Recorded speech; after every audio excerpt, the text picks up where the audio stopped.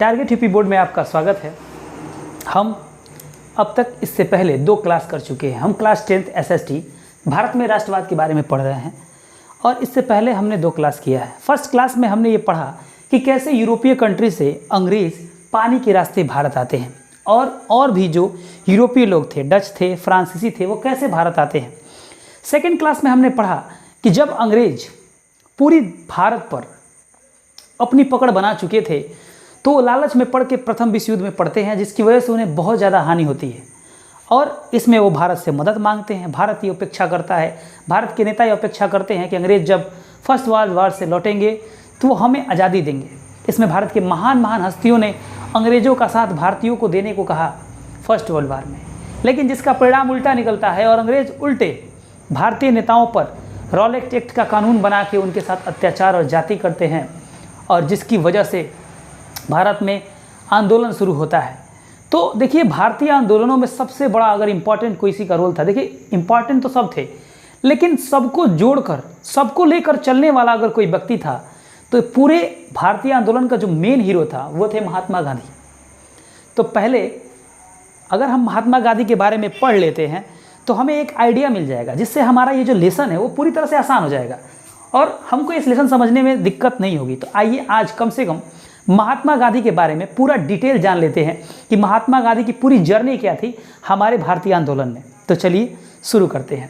सबसे पहले महात्मा गांधी, अगर इनका पूरा नाम अगर हम कहें तो मोहनदास करमचंद गांधी था। इनका जन्म 2 अक्टूबर, अभी हाल ही में इनका बर्थडे बीता, 1869 को हुआ था और इनके पिता का नाम मोहनदास था और माता का नाम पुतलीबाई था। पत्नी इनकी कस्तूरबा गांधी थी और इनके पुत्र 4 थे, 2 लाल थे, हरिलाल और मनीलाल, और 2 बेटे दास, रामदास और देवदास। देखिए, महात्मा गांधी के जो बेटे हैं हरिलाल, ये भी महात्मा गांधी के साथ जो आंदोलन हुए हैं वो भी आंदोलनकारी बनके बहुत बार जेल गए हैं। उनके बारे में कोई बात तो नहीं करता, लेकिन हम थोड़ा सा उनके बारे में भी जानेंगे कि महात्मा गांधी ही नहीं, उनके फैमिली मेंबर्स भी। देखिए, जब आप कोई काम करते हैं और आपके फैमिली मेंबर आपको सपोर्ट करते हैं तो आप उस काम में निश्चित ही सफल होते हैं। तो महात्मा गांधी ही नहीं बल्कि उनके फैमिली का भी क्या भारतीय राष्ट्रीय आंदोलन में रोल था, इसके बारे में हम जानेंगे। आज हम ये भी जानेंगे कि महात्मा गांधी के बड़े पुत्र जिनका नाम था हरिलाल, उनका क्या इंपॉर्टेंट रोल था भारतीय राष्ट्रीय आंदोलन में। ये कोई पढ़ाता नहीं है, लेकिन हम इसको जान लेते हैं। ये भी इंपॉर्टेंट है क्योंकि हर व्यक्ति के पीछे उसका परिवार का कुछ ना कुछ साथ होता है। तो चलिए देखिए, इसके आगे हम बात करते हैं कि महात्मा गांधी के 4 बेटे थे। जमुना लाल नाम का एक व्यक्ति था जिसको महात्मा गांधी जी अपने पुत्र की तरह मानते थे, बहुत मानते थे। ठीक, तो चलिए और आगे बढ़ते हैं। देखिए, महात्मा गांधी का बचपन एक आम बच्चे का जो बचपन होता है, महात्मा गांधी का भी बचपन वैसा ही था।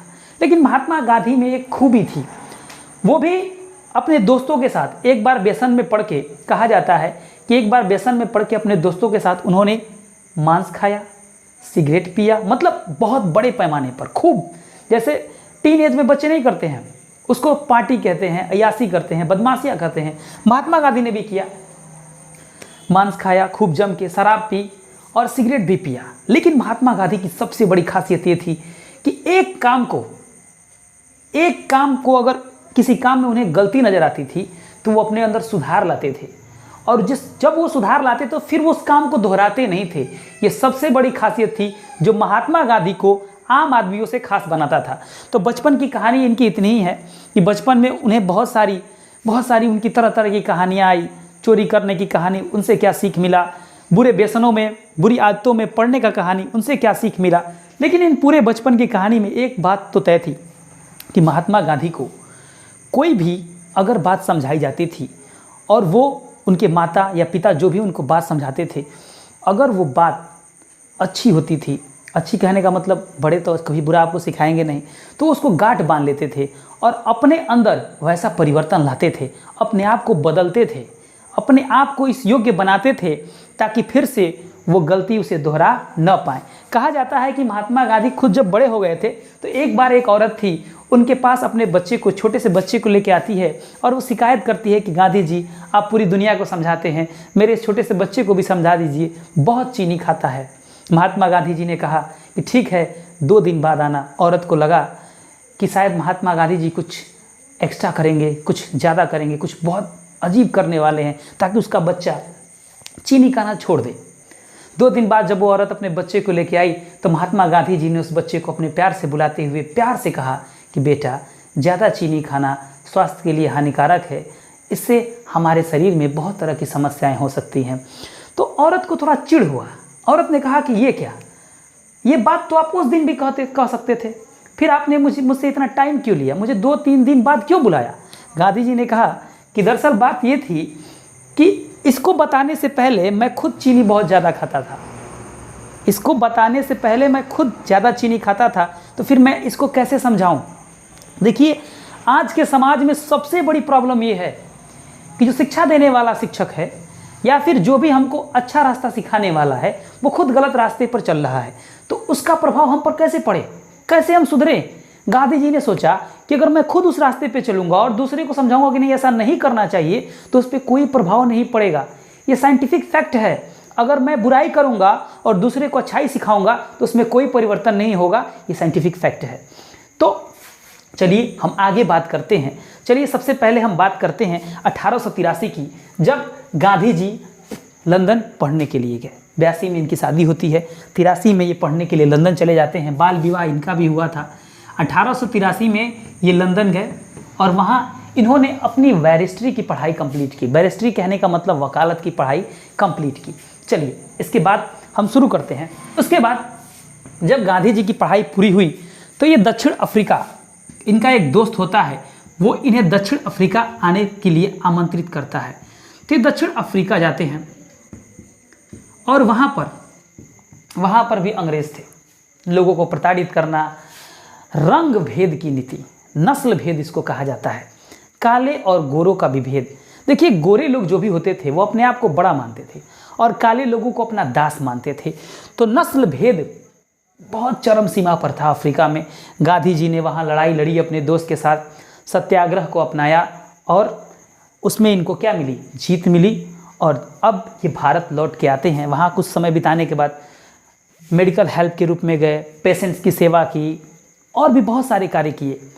तो फिर जब अफ्रीका से भारत आते हैं तो अब भारत में क्या क्या करते हैं इसके बारे में हम पढ़ेंगे। देखिए, जब गांधी जी अफ्रीका में थे तो इन पर 2 और खास। तो अफ्रीका में जब गांधी जी थे तो वहाँ फिनिक्स फॉर्म की स्थापना हुई, दक्षिण अफ्रीका की बात है। और गांधी जी ने वहाँ अपना पहला आंदोलन किया। गांधी जी ने अपना पहला आंदोलन अफ्रीका में किया नस्ल भेद के खिलाफ, और उनको वहाँ सफलता मिली।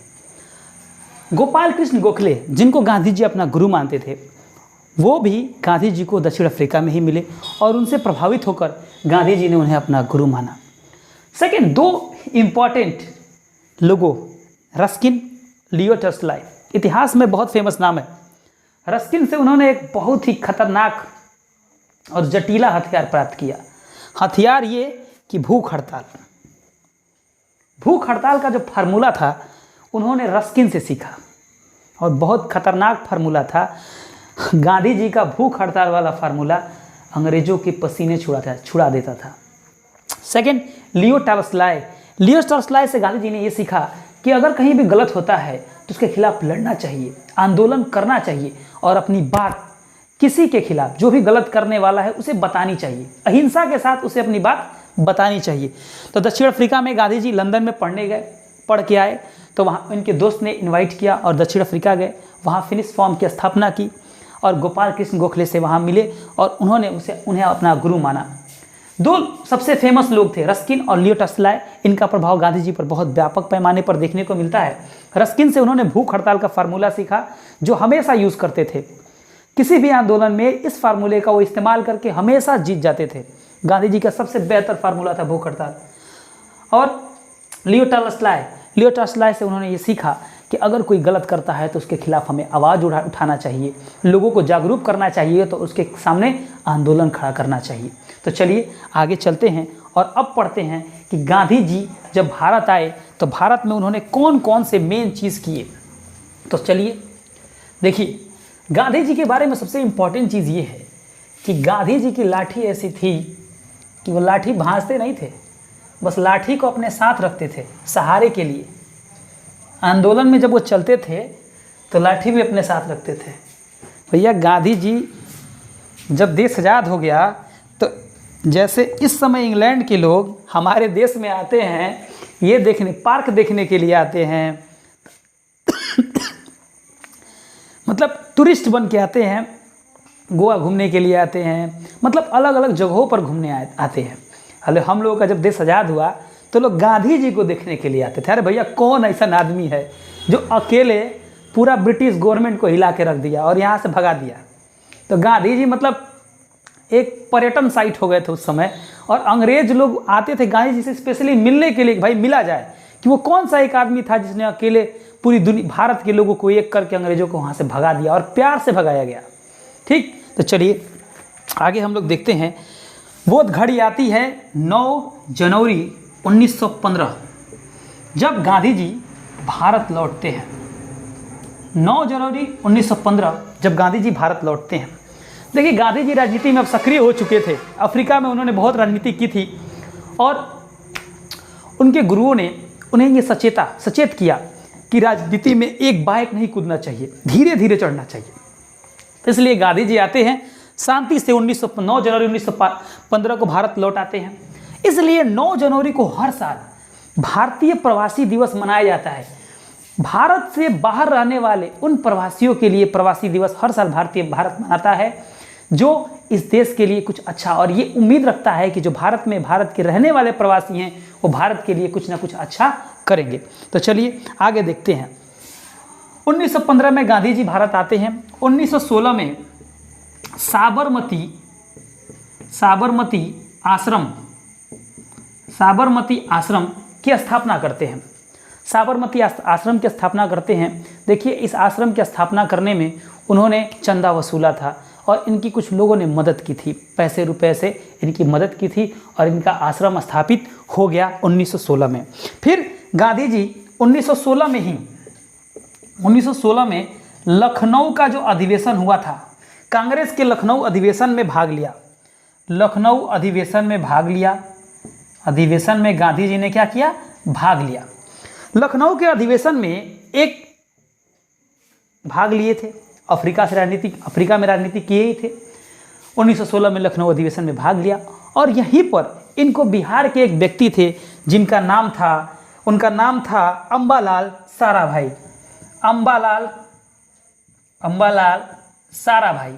उन्होंने गांधी जी को लखनऊ के अधिवेशन में देखा, इनसे बहुत प्रभावित हुए, और उन्होंने सोचा कि इस व्यक्ति को आंदोलन करने के लिए हम बिहार बुलाएं, और उन्होंने सबसे पहले गांधी जी को बिहार में बुलाया आंदोलन करने के लिए, जिसे हम कहते हैं बिहार में आए चंपारण सत्याग्रह। 1917 की बात है, गांधी जी को बिहार में बुलाया गया चंपारण सत्याग्रह के लिए। देखिए चंपारण सत्याग्रह की सबसे बड़ी खासियत ये थी कि यहाँ पर 3 कठिया प्रथा थी। 3 कठिया प्रथा बहुत खतरनाक प्रथा थी कि अगर आप 3 कट्ठा खेती करते हैं तो आपको 1 कट्ठा नील बोना ही पड़ेगा।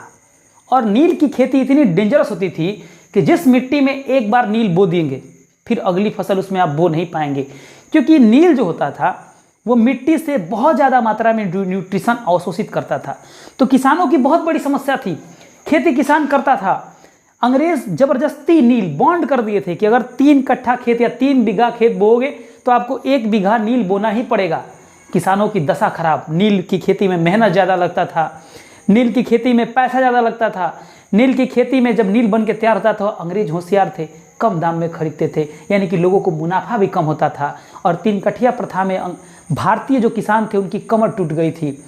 तो भारत गांधी जी को बुलाया गया। गांधी जी चंपारण सत्याग्रह में गए और 3 कठिया प्रथा को उन्होंने सत्याग्रह चलाया वहाँ, और 3 कठिया प्रथा को ख़त्म कर दिया। एक बात नोटिस कीजिएगा, ये घटना कब की है? 1917 की। 1914 से लेके 1918 तक अंग्रेज कहाँ हैं, कहाँ बिजी हैं?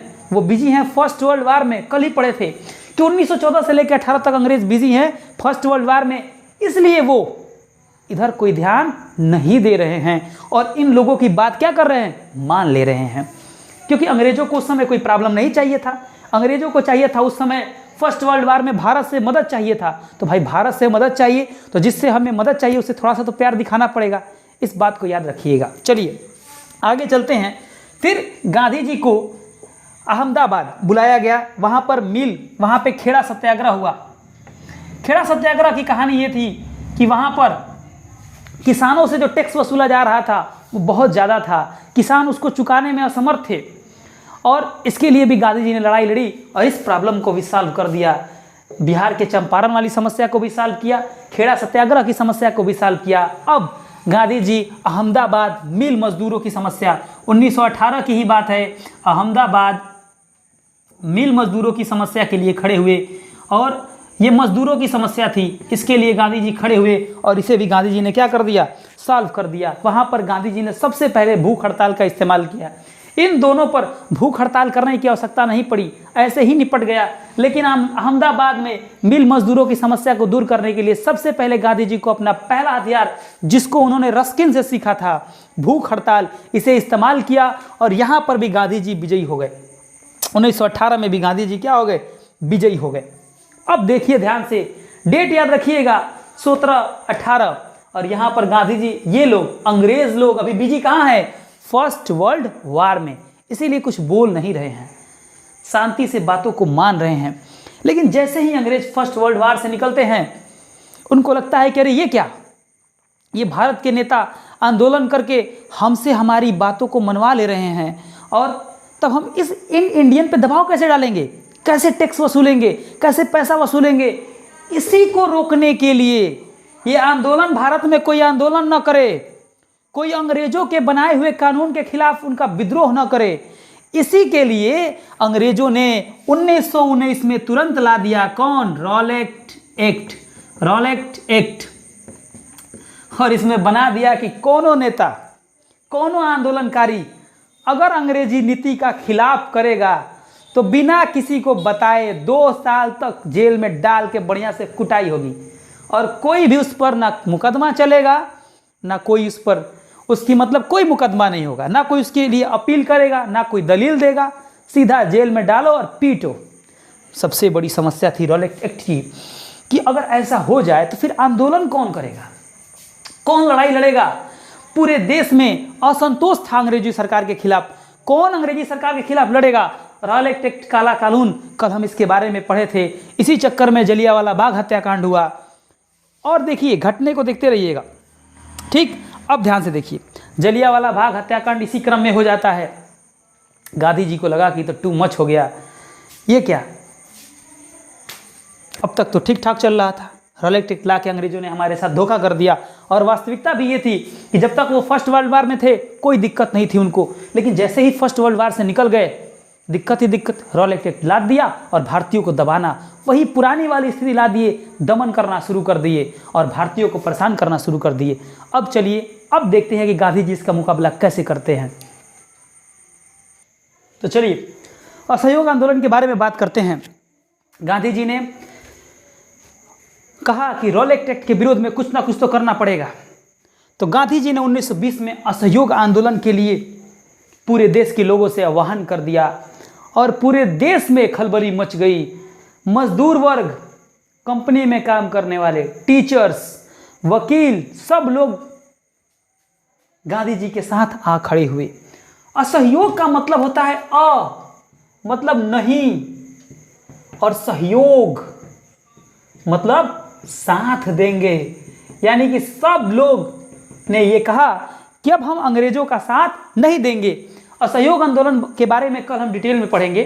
आज गांधी जी के बारे में पढ़ रहे हैं तो बस ये शुरू उनके बारे में थोड़ा सा जान लेते हैं कि असहयोग आंदोलन हुआ तो पूरे देश के लोगों ने गांधी जी की सहायता की। गांधी जी के लिए कहा कि ठीक है, हम आपके साथ हैं। पूरे देश में खलबली मच गई और चारों तरफ लोग अंग्रेजों के खिलाफ, मतलब अंग्रेजों का जो भी काम करने वाला है, पढ़ाने वाला टीचर स्कूल छोड़ दिया, वकीलों ने वकालत छोड़ दी, बच्चे कॉलेज से बाहर हो गए, घूमने फिरने लगे, आंदोलन में भाग लेने लगे। कहने का मतलब असहयोग आंदोलन बहुत बड़े पैमाने पर चला।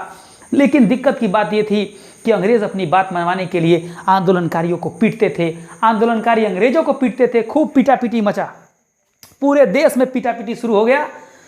आंदोलनकारी कहीं ज़्यादा हो गए तो अंग्रेज़ों को पीट दिए, अंग्रेज़ ज़्यादा हो गए तो आंदोलनकारियों को कुछ दिए। अरे एकदम मतलब ज़बरदस्त तरीके से लड़ाई हुई। गांधी जी को थोड़ा बुरा लगने लगा, क्योंकि लियो टॉल्स्टॉय ने कहा था, गांधी जी के जो गुरु थे उन्होंने एक बात गांधी जी से कही थी कि देखो बाबू, जो उनके गुरु जी थे, जिनकी बात वो मानते थे, जिनके आदर्शों पर चलते थे, लियो टॉल्स्टॉय ने कहा था कि बाबू, जब आंदोलन उग्र हो जाए, जब आंदोलन में मार काट होने लगे तो समझ लेना कि तुम्हारा आंदोलन असफल हो जाएगा। गांधी जी को ये बात सताने लगी कि ये असहयोग आंदोलन तो धीरे धीरे उग्र रूप लेता जा रहा है, कैसे इसे रोका जाए। और तभी एक घटना होती है, 4 फरवरी 1922 को चौरी चौरा कांड हत्याकांड होती है। चौरी चौरा कांड गोरखपुर के आसपास की जगह है, वहाँ पर एक हत्याकांड होता है। उसमें होता क्या है कि जहाँ आंदोलनकारी बड़े पैमाने पर होंगे वहाँ कुठी देंगे। 21 या 22 पुलिस वाले होंगे, मुश्किल से आंदोलनकारियों के चपेट में आ गए। पुलिस वालों को लगा कि हम जाएंगे और जेल में बंद हो जाएंगे, तो आंदोलनकारी कुछ करेंगे नहीं, ये पुलिस स्टेशन में घुसेंगे नहीं। वो गए, जेल में बंद हो गए। आंदोलनकारियों ने कहा कि बंद हो गए तो ठीक है बबुआ, तुम्हारा व्यवस्था हम लगाते हैं। लोगों ने, जो आंदोलनकारी थे, उन्होंने बाहर से दरवाज़ा बंद कर दिया और फूंक दिया। स्टेशन सहित 21 लोग गायब। गांधी जी को बहुत बुरा लगा, झटका लगा कि ये मेरा आंदोलन तो उग्र लेता जा रहा है। इसलिए गांधी जी ने वापस ले लिया। इस घटना को देखते हुए गांधी जी ने असहयोग आंदोलन को वापस ले लिया। गांधी जी को भीमराव अंबेडकर, जवाहरलाल नेहरू ने समझाया कि ये तो एक ऐसा अवसर आया था जिस अवसर में पूरी दुनिया, पूरे भारत के लोगों ने अंग्रेजी सरकार की विद्रोह किया और आपने इसे वापस ले लिया। बहुत लोगों ने समझाया, लेकिन गांधी जी एक बार जो कह देते थे वही करते थे। गांधी जी ने वापस ले लिया और पूरा मामला शांत हो गया। गांधी जी की गिरफ्तारी हुई। अंग्रेज भी देखिए कितने होशियार थे, आंदोलन के समय गिरफ्तार नहीं किए, लेकिन जैसे ही आंदोलन खत्म हुआ गांधी जी को अंग्रेजों ने गिरफ्तार कर लिया। उन पर राजद्रोह का मुकदमा चलाया गया, लोगों को भड़काने, सरकार के खिलाफ भड़काने का आरोप लगाया गया और उन्हें 6 वर्ष की सजा सुनाई गई।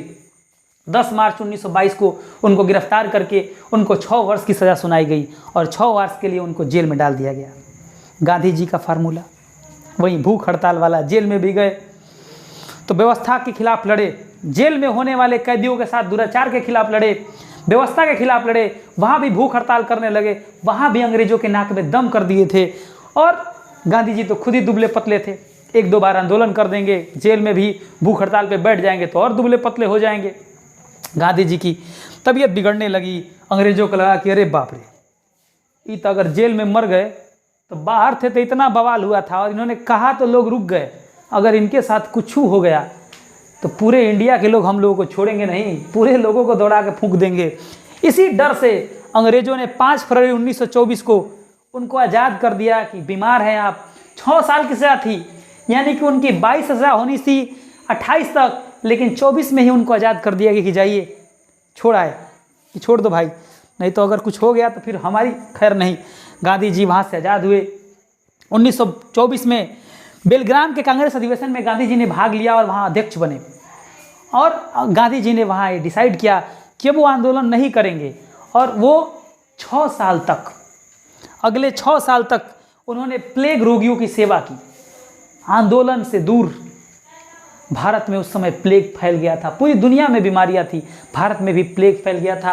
प्लेग वो रोग था जिसको काली मौत कहते थे। सोचिए यहाँ पर गांधी जी की मानवीयता को देखिए। कोरोना आ गया, अगर बेटे को कोरोना है तो बाप छोड़ के भाग जाता था कि ससुरा हमको ना हो जाए, हमको हो जाएगा तो हम मर जाएंगे। मतलब इस कोरोना के टाइम पर जो हमारे देश में या पूरी दुनिया में जो कोरोना का समय चला, इसमें अपनों को छोड़ के भाग जा रहे थे, लेकिन गांधी जी ने प्लेग के रोगियों की सेवा की। प्लेग के रोगी ऐसे होते थे, प्लेग जो रोग था वो ऐसे ही फैल जाता था, छूने पर भी फैल जाता था। फिर भी गांधी जी ने अपनी जान की परवाह किए बिना 6 सालों तक प्लेग के रोगियों की सेवा की, उनसे बात किया, उनके पास बैठे, उनको लड़ने का साहस दिया। ये बहुत बड़ी बात है, ये मानवीयता का सबसे बड़ा उदाहरण है गांधी जी का। और 6 साल तक गांधी जी ने प्लेग के रोगियों की सेवा की। देखिए कोरोना के काल में समझ में आ गया था, इस समय जो कोरोना का काल था उसमें समझ में आ गया था कि कितने अपनों को छोड़ के भाग जा रहे थे। कोरोना हो जा रहा था तो लोग ले जाकर फेंक आ रहे थे कहीं कि कहीं हमको ना हो जाए, अपने लोगों को। लेकिन गांधी जी ने पराये लोगों की सेवा की 6 सालों तक, तो कितने मानवीयता वाला हृदय होगा उनके पास। चलिए, एक बात आप लोगों को और बताना था कि गांधी जी जब आंदोलन में असहयोग आंदोलन चला रहे थे तो उनके पुत्र जो हरिलाल थे, जो उनके सबसे बड़े पुत्र हैं हरिलाल जी, वो भी बखूबी गांधी जी का सहयोग कर रहे थे। वो भी आंदोलनकारी बन गए थे और मतलब समझ लीजिए कि 6 बार 1908 से लेकर 1911 तक ये 6 बार जेल में जा चुके हैं। ये भी आंदोलन करते थे, ये भी आंदोलन में भाग लेते थे। 1908 से लेके 1911 तक ये 6 बार जेल में गए हैं, 6 बार। और लास्ट में केवल 59 साल की उम्र में गांधी जी के मरने के कुछ समय बाद ही इनकी मौत टीबी से हो जाती है। ये भी सक्रिय आंदोलनकारी थे, आंदोलनों में भाग लेना, लोगों को जागरूक करना। देखिए, सबसे बड़ी बात होती है, कोई भी आंदोलनकारी हो, कोई व्यक्ति काम करता हो, अगर उसके घर में उसके परिवार का सपोर्ट मिलता है तो सच में महान आदमी बन जाता है। हरिलाल का भी योगदान बहुत बड़ा था, इसे भी हम भुला नहीं सकते हैं। चलिए आगे पढ़ते हैं, आगे जानते हैं कि और कौन कौन से काम गांधी जी ने किए। तो चलिए आगे देखते हैं। गांधी जी फिर से अब फॉर्म में लौट चुके थे। 6 साल प्लेग के रोगियों की सेवा की और फिर अब गांधी जी फॉर्म में आ गए थे, फुल फॉर्म में बैटिंग करने के लिए उतरे। और सबसे पहले बॉल पे उन्होंने इरविन से कहा, बेटा हमारी 12 डिमांड है, मान जाओ, नहीं मानोगे तो फिर हम शुरू करने वाले हैं। क्या? आंदोलन।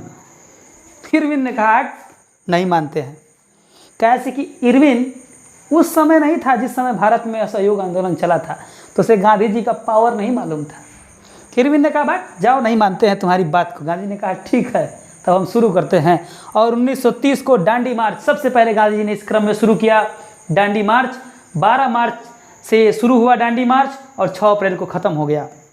दांडी मार्च में अंग्रेज़ों ने हर चीज़ पे टैक्स लगाया था, यहाँ तक कि नमक पे टैक्स लगाया था।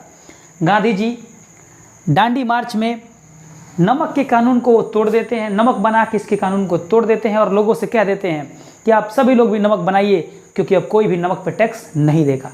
दांडी मार्च की जब शुरुआत हुई तो गांधी जी के साथ मात्र 78 लोग थे, लेकिन जब इसका समापन होने जा रहा था तो गांधी जी के पीछे 20,000 लोग थे।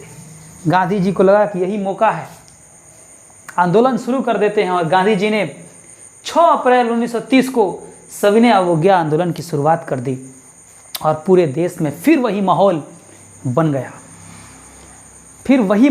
गया और पूरे देश के लोगों ने गांधी जी का सपोर्ट किया। इसी क्रम में उधर रैमजे मैकडोनाल्ड, जो लंदन का, ब्रिटेन का पीएम था, रैमजे मैकडोनाल्ड ने इरविन से कहा कि बाबू गांधी जी को भेजो। कहाँ भेजो? प्रथम गोलमेज सम्मेलन में। गांधी जी को भेजो प्रथम गोलमेज सम्मेलन में। इरविन उस समय भारत का वायसराय था, रैमजे मैकडोनाल्ड ब्रिटेन के प्रधानमंत्री थे। रैमजे मैकडोनाल्ड ने कहा इरविन से कि गांधी जी को भेजो इंग्लैंड, खूब खातिरदारी करेंगे, खिलाएंगे पिलाएंगे और गांधी जी को अपनी बात मनवा लेंगे। गांधी जी को भी पता था। इरविन ने कहा कि गांधी जी आपको इनवाइट किया गया है, लंदन के प्रधानमंत्री ने आपको बुलाया है। गांधी जी ने कहा नहीं जाएंगे, जब तक तुम हमारी बात नहीं मानोगे तब तक हम कहीं जाने वाले नहीं हैं। और प्रथम गोलमेज सम्मेलन 1930 में संपन्न हुआ। इसमें भीमराव अंबेडकर ने भाग लिया, गांधी जी इसमें नहीं गए। रैमजे मैकडोनाल्ड को लगा कि इसमें हमको सफलता नहीं मिलेगी। उसने फिर अगले ही साल दूसरा गोलमेज सम्मेलन बुलाया और इस बार इरविन से कहा था कि देख बाबू, अगर गांधी जी नहीं आए तो समझ लेना तुमको रिटायर कर देंगे। इरविन को लगा कि हमारा नौकरी खतरे में है, तो गांधी जी के पास गया, कहा गांधी जी आप जो भी कहेंगे हम मानने को तैयार हैं, बस आप गोलमेज सम्मेलन में चले जाइए। गांधी जी ने कहा ठीक है, हमारी बात मान लो। इरविन ने कहा ठीक है, आपकी हम 12 सूत्री मांगों को मानते हैं। उस 12 सूत्री मांगों में भी एक मांग थी कि जितने भी आंदोलन में, सविनय अवज्ञा आंदोलन में जितने भी कैदी पकड़े गए हैं, जेल में हैं, उन्हें आप लोग छोड़ देंगे। इरविन ने इसमें एक चाल चली। उसने कहा कि ठीक है, जो राजनीतिक कैदी हैं हम उनको छोड़ देंगे। गांधी जी सेकेंड गोलमेज सम्मेलन में भाग लेते हैं और इसी समय सबसे दुखद घटना होती है, भगत सिंह को फांसी दे दी जाती है। यह हमारे देश, ये दिन, वो समय हमारे देश का सबसे काला दिन था, जिसमें हमारे देश के सबसे महान क्रांतिकारी और सबसे सुप्रसिद्ध क्रांतिकारी भगत सिंह को फांसी दी जाती है। पूरे भारत में गांधी जी के खिलाफ नारे लगते हैं कि गांधी जी चाहते तो भगत सिंह को बचा लेते। उस समय की क्या परिस्थितियां रही होंगी हमें क्या पता है, उस समय क्या समस्या रही होगी ये हमें नहीं पता है, इसलिए हम इसे जज नहीं कर सकते हैं। चलिए आगे बढ़ते हैं। तो गांधी जी ने इसमें भाग लिया, लेकिन अंग्रेज़ों पर कोई प्रभाव नहीं पड़ा, क्योंकि अंग्रेज़ चाहते थे कि कैसे भी करके इन्हें मना ले, नहीं मान रहे हैं तो इन्हें लड़ा दें और लड़ा करके हम शासन करें। वो भारत को छोड़ने वाले नहीं थे। थर्ड गोलमेज सम्मेलन हुआ और रैमजे मैकडोनाल्ड ने एक चाल चली और उसने जिस तरीके से भारत में मुस्लिमों के लिए अलग निर्वाचन क्षेत्र बना दिया था, रैमजे मैकडोनाल्ड ने सोचा कि क्यों ना दलितों के लिए भी अलग निर्वाचन क्षेत्र बना दिया जाए, इससे भारत बढ़ जाएगा। और एक बार भारत बढ़ गया तो फिर कोई माई का लाल नहीं है जो भारत को क्या कर पाए, आज़ाद करा पाए, हमसे छुड़ा पाए। गांधी जी को ये बात पता थी। गांधी जी रूस गए, गांधी जी खिसिया गए, गांधी जी भूख हड़ताल पे चले गए कि ये क्या, एक तो मुस्लिमों के लिए अलग निर्वाचन क्षेत्र बना ही था, तब तक दलितों के लिए भी अलग निर्वाचन क्षेत्र बना दिया जाएगा तो हमारा भारत बढ़ जाएगा और फिर हम इस अंग्रेज़ों से कभी मुक्ति नहीं मिलेगी हमें। अंबेडकर को जैसे ही ये बात मालूम चली, अंबेडकर गांधी जी से मिलने जाते हैं और ऐतिहासिक घटना होती है। 24 सितंबर 1932 को पूना पैक्ट होता है, जिसमें अंबेडकर जी गांधी जी को मनाते हैं और कहते हैं कि ठीक है, आप जैसा कहेंगे वैसा ही होगा। गांधी जी कहे कि निर्वाचन क्षेत्र अलग ना लो, आरक्षण ले लो। अगर दलितों को वास्तव में दबाया गया है, वास्तव में दलितों को परेशान किया गया है तो उन्हें आरक्षण दिया जाएगा, निर्वाचन क्षेत्र होगा तो भारत बढ़ जाएगा, फिर कभी भारत आज़ाद नहीं हो पाएगा।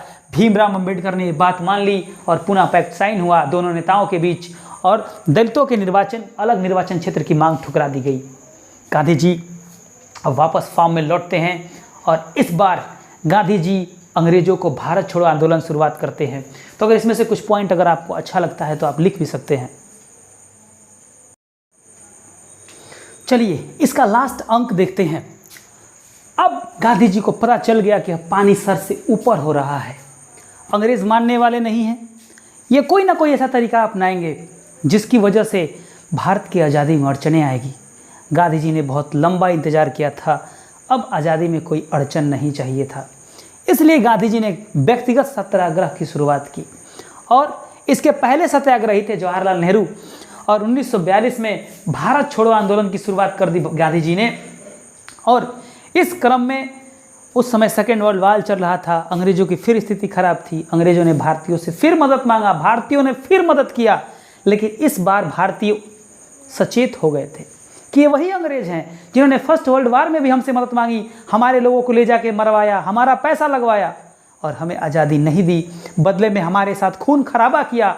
भारतीयों को ये पता था, इसलिए भारतीयों ने कहा कि हम आपकी मदद करेंगे, आपके साथ लड़ेंगे, लेकिन आज़ादी हमें पहले चाहिए। इस पर भी काम होना चाहिए और इस पर काम हुआ। कैबिनेट मिशन भारत आया, भारत को आज़ाद कर दिया गया। उस समय अंग्रेज़ों ने हिंदू और मुस्लिमों के बीच इतना आग का दरिया बना दिया था जिसकी वजह से दोनों एक दूसरे से नफरत की भावना रखने लगे थे उस समय, और मजबूरी में भारत का न चाहते हुए भी भारत और पाकिस्तान के रूप में बंटवारा करना पड़ा। 1947 की बात है, भारत पाकिस्तान का बंटवारा हुआ। बंटवारा तो इतना उग्र रूप ले चुका था कि किसी के बस में नहीं था, लेकिन बंटवारे के बाद सबसे बड़ी समस्या होने लगी कि लोगों को मारा जाने लगा। हिंदू मुस्लिमों को मारते थे, मुस्लिम हिंदुओं को मारते थे। जो हिंदू वहाँ से इंडिया आते थे और जो इंडिया से पाकिस्तान जाते थे, मतलब ट्रेनों में लाशें बिछी होती थी, बच्चे रो रहे होते थे, मतलब बहुत बड़े पैमाने पर मैसेकर हुआ, बहुत सारे लोग मारे गए। गांधी जी को इसने इतना पीड़ित किया कि गांधी जी मजबूरी में आके भूख हड़ताल पे बैठ गए और उन्होंने कहा बंटवारा हो रहा है तो होने दो, लेकिन ये जो बंटवारे के नाम पर हत्या हो रही है इसे रोको। भारतीय नेता आए, गांधी जी की 5 दिनों की भूख हड़ताल चली, भारत के नेता आए और उन्होंने ये आश्वासन दिया कि हाँ गांधी जी, हम इसको रोकने का प्रयास करेंगे, जितना हो सकेगा उतना हम रोकने को प्रयास करेंगे। सच्चाई ये है कि अगर आंदोलन जो भी होता है, जो भी बड़े पैमाने पर मैसेकर होता है उसमें कहीं ना कहीं नेताओं का हाथ होता है। अगर वो चाहें तो कोई आंदोलन नहीं होगा, क्योंकि उन्हीं के बहकावे में आके लोग ऐसा कहते हैं। सभी नेताओं ने कहा 5 दिन की भूख हड़ताल की। उस समय सोच लीजिए 78 साल की गांधी जी की उम्र थी और उस समय उन्होंने 5 दिनों की भूख हड़ताल की। किस लिए? मानवता के लिए। वो कहते थे कि चाहे हिंदू हो या मुस्लिम हो, सब मेरे लिए एक बराबर हैं, सब मेरे बच्चे समान हैं, सब मेरे लिए एक समान हैं। दोनों में से किसी का भी खून बहता है तो मेरे हृदय में उतना ही आघात होता है। और इस क्रम में उन्होंने भूख हड़ताल रखी। दोनों पक्ष के नेता आए, उन्होंने गांधी जी को आश्वासन दिया कि हम इसे रोकेंगे, और रुका। लेकिन इसी क्रम में 1948 में नाथूराम गोडसे ने गांधी जी की हत्या कर दी। और इस महान व्यक्ति का भारत से चले जाना भारत के लिए सबसे बड़ा दुर्भाग्य था। और इस प्रकार गांधी युग का अंत हो गया। गोडसे ने क्या सोच के गांधी जी को गोली मारी, उसके मन में क्या विचार था, इस पर कोई जजमेंट नहीं कर सकता है। लेकिन हाँ, उस शख्स ने उस महान व्यक्ति को हमसे छीन लिया, तो इसमें ये दोषी था, इसे भी जेल हुई और इसे भी सज़ा मिली। लेकिन हमसे हमारा सबसे अनमोल रत्न छीन गया। तो ये पूरा गांधी जी का युग था। अब हम पढ़ेंगे कल से असहयोग आंदोलन और एक एक चीज़ के बारे में। ठीक है, थैंक यू। इस क्लास को पढ़िएगा, चैनल को सब्सक्राइब कीजिए। अगर कोई भी प्रॉब्लम हो और लगता है कि कहीं भी इसमें गलती हो गई हो, कोई त्रुटि हो गई हो, तो कमेंट बॉक्स में लिखिए कि क्या गलती है, क्या त्रुटि है, सुधारने का प्रयास किया जाएगा। अपने तरफ से कोई सजेशन होगा तो बताइए, क्योंकि हम उसको सुधारेंगे। Thank you.